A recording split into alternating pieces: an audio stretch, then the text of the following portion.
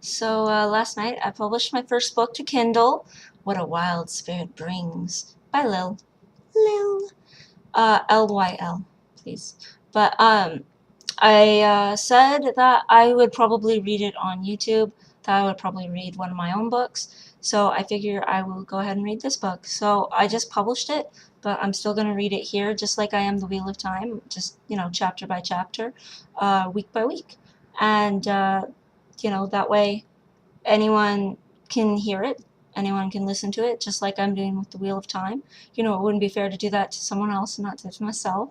And hopefully you guys like it, and you know, feel free to let me know. Alright, is chapter 1 of What a Wild Spirit Brings by Lil. The village only had a few houses, all hovels, ragged even when there was no war shadowing the country of Caldorcan. There were more sheep and goats than people, and each person was clothed in calices and rags. A man wandered, rugged features marred all the worse by a scowl that deepened the dirt lines on his face. No one in the little town wondered about it. This happened almost daily. He seemed unsurprised that whomever he was searching for was not hidden amongst the few townsfolk who were not out at the feudal farm, ploughing and seeding the fields. He shook his head in visible disgust as he turned out from the dirt paths into the southern woods. He paid no heed to the grandeur of the massive evergreens towering over him. He heard not the twittering of birds and squirrels arguing over meals.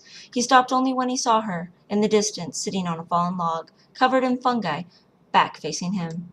"Lil!" Lil sighed and stopped writing. Light helper, her father had found her. She gazed longingly at the sky with the gray eyes, wishing she could fly away into it. "You have to stop running off. You're a lady now. Ladies don't run off." "Yes, sir." She muttered it.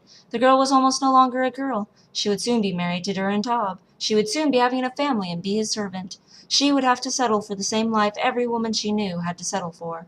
She spent her spare time in the woods studying animals and drawing leaves and plants. She slept in trees, rolled in mud, and hated coming home. Home had rules, home had regulations and demands and back-breaking labor. She had a wild spirit, her mother always said, and it was true. Seeing her lost in thought, slow to jump up and return back with him, he gruffly snatched up her satchel of books and tossed it into a tree's branches. "No! A lady doesn't have time for sketches and scribbles either. I'm tired of you acting like you do. Enough! I won't write or draw, but please let me keep what I have already done. Please, father."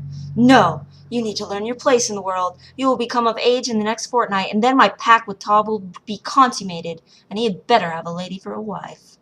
He grabbed her arm and dragged her crying back to Temple Village. Her books, her art, the only precious things in her life were gone. How could he be so cruel? She only stopped crying once to the field, other villager women already hoeing and planting. She, under his watchful eye, crouched, leg muscles used to the strain, and started holing for seeders who would come along after her. He stood, arms folded over his chest, watching her shove her hands into the soil, leaving a proper seed hole, and then, still with legs bent in like a frog, stepping one step to do it again. There was no stopping. There were no breaks. No water ladles offered. Her father warded off all comforts like a scarecrow. Lil was used to it.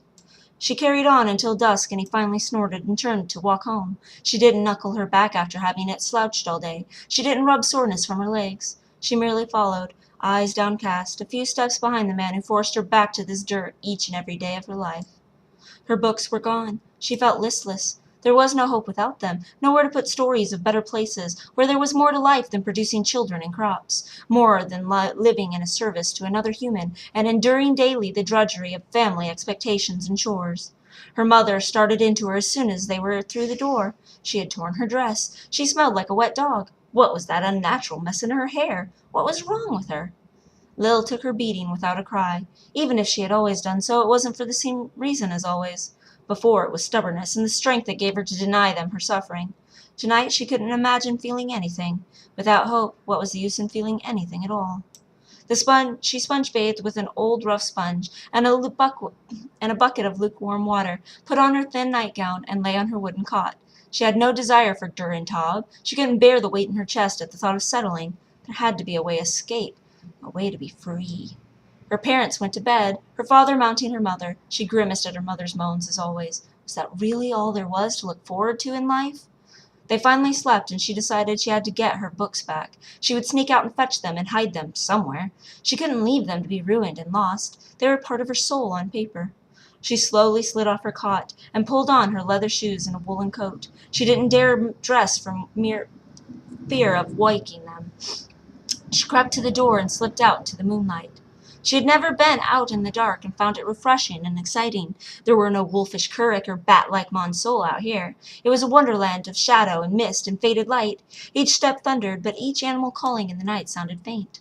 The exhilaration of doing something brave and just different was intoxicating, and Lil began to skip through the moon shadows. The trees were reaching out toward her, to embrace her with their welcoming branches, and the night felt like a haven. She would have to sneak out more often from now on.